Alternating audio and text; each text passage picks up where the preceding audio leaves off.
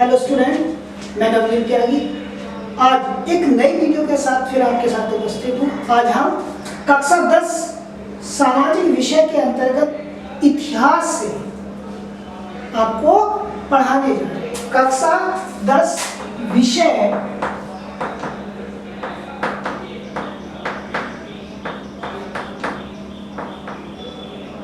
सामाजिक विज्ञान। आज जैसा कि आप जानते हैं कि पिछली वीडियो में हमने आपको भारत में जो राष्ट्रवादी आंदोलन चल रहा था उसमें महात्मा गांधी जी द्वारा चलाए गए आंदोलन असहयोग और सविनय अवज्ञा आंदोलन के विषय में आपको बताया, ठीक। और अंग्रेजों की दमनकारी नीति के कारण भारत में राष्ट्रवाद दिनों दिन बढ़ने लगा, प्रभाव दिखाई देने लगा। ये भी मैंने आपको बताया। उसमें बहुत सारी ऐसी चीजें हुई, जैसे एक घटना मैं आपके बुक के आधार पर कहता हूं कि लोक परंपराओं को पुनर्जीवित करने वाले आंदोलन चलाए जाने लगे। लोक परंपराएं यानी किसी स्थान विशेष पर जो परंपरा प्रचलित होती है वो कहलाती है लोक परंपरा। तो लोक परंपरा को पुनर्जीवित, एक बार पुनः जीवित करने के लिए अनेक आंदोलन चलाए गए। क्यों चलाए गए आप सोच रहे होंगे? क्योंकि अंग्रेज अपने को श्रेष्ठ समझते और भारतीयों को बहुत कमजोर समझते थे, क्योंकि अंग्रेजों ने भारतीयों को अपना उपनिवेश बना लिया था, भारत को अपना उपनिवेश राष्ट्र बना लिया था। इसलिए उनके मन में भारतीयों के प्रति एक दुर्भावना थी। वो भारतीयों को बहुत कम आंकते थे और अपनी प्राचीन सभ्यता को भारतीय एक बार पुनः जीवित कर सके, पहचान सके, इसलिए इन लोक परंपराओं को पुनर्जीवित करने के लिए भारत में आंदोलन चलाए गए। एक घटना आपकी दी गई है कि मद्रास में नटेशा शास्त्री, एक नटेशा शास्त्री, कहाँ? मद्रास, तमिलनाडु, ठीक।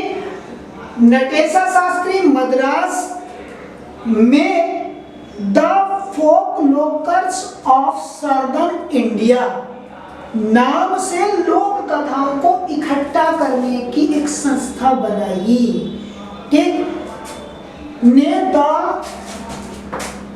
आपके बुक के आधार पे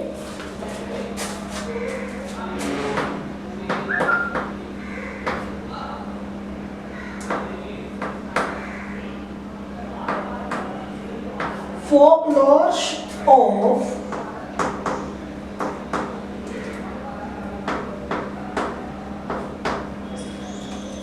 Southern India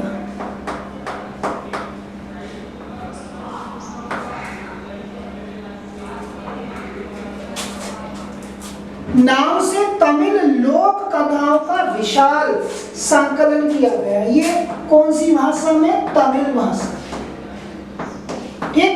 यानी इस भाषा जो तमिल भाषा में ये संकलन या यहाँ पे इकट्ठा किया गया, उसका मेन उद्देश्य ये था, मुख्य उद्देश्य ये था कि जो लोक कथाएं प्रचलित हैं उनको दूर दूर तक फैलाया जाए, उन लोगों तक पहुंचाया जाए जो अपनी प्राचीन परंपराओं को भूल चुके हैं। अब लोगों के अंदर राष्ट्रीयता की भावना भरने के लिए एक तिरंगा जिसमें हरा, लाल और पीला, कौन कौन से? हरा, लाल, पीला। आप जानते हैं कि आंदोलन को आगे बढ़ाने के लिए कुछ संकेतों का, कुछ प्रतीकों की जरूरत थी। जैसे देशभक्ति तराने लोगों के अंदर ऊर्जा का संचार कर देती थी, जैसे कोई प्रतीक। अब लोगों को एक साथ इकट्ठा करने के लिए तिरंगा, एक झंडा बनाया गया जिसमें हरा, लाल और पीला 3 रंग दिए गए। इसकी शुरुआत पश्चिम बंगाल में की गई, ठीक, स्वदेशी आंदोलनों को बढ़ाने के लिए। लिए। और इस तिरंगे में 8 कमल के फूल,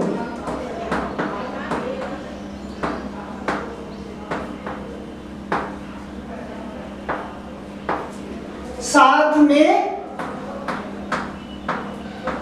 अर्धचंद्र का निशान।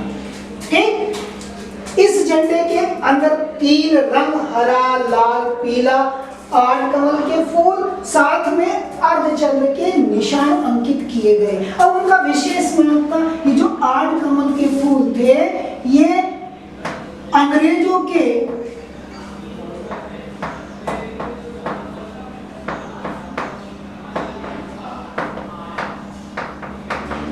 शासन वाले 8 राज्यों या क्षेत्रों को प्रदर्शित करता था। और जो ये अर्धचंद्र था, ये मुस्लिम और हिंदू एकता का प्रतीक के रूप में दिखाया गया था। इसका मुख्य उद्देश्य ये था कि जहां जहां अंग्रेजों की शासन व्यवस्था, अंग्रेजों ने अपना अधिकार कर रखा, उन क्षेत्रों में जो हिंदू मुस्लिम लोग हैं उनको एक साथ इकट्ठा करने के लिए ये प्रतीक के रूप में शुरू की गई थी। अब चला थोड़ा सा स्पष्टीकरण में बुक के माध्यम से आपको बता देना चाहता हूँ कि जैसे जैसे राष्ट्रीय आंदोलन आगे बढ़ा, राष्ट्रीय नेता लोगों को एकजुट करने के लिए, उनमें राष्ट्रवाद की भावना भरने के लिए इस तरह चिन्हों और प्रतीकों को बारे में ज्यादा से ज्यादा जागरूक होने लगे, ज्यादा से ज्यादा जागरूक करने लगे।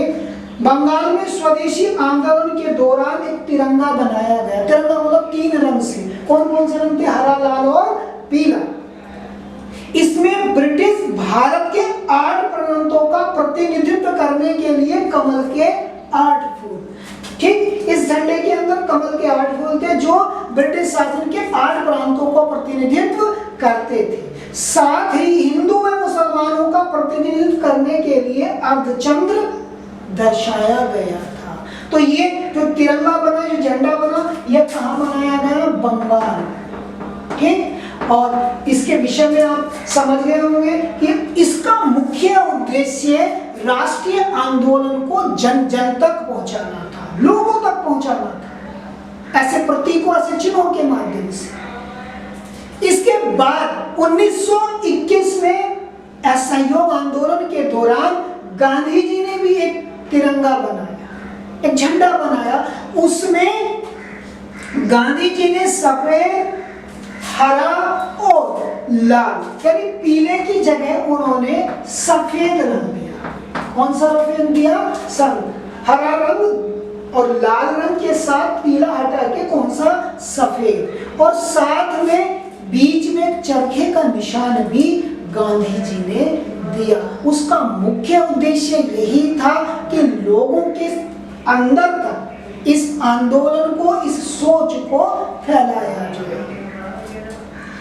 इतिहास की पुनर्व्याख्या राष्ट्रवाद की भावना पैदा करने का एक और साधन है। यानी इतिहास को पढ़ने, इतिहास होता क्या है, हमारे आज से पहले के समय के विषय में जानकारी देने वाला जो ग्रंथ होता है वो इतिहास होता है।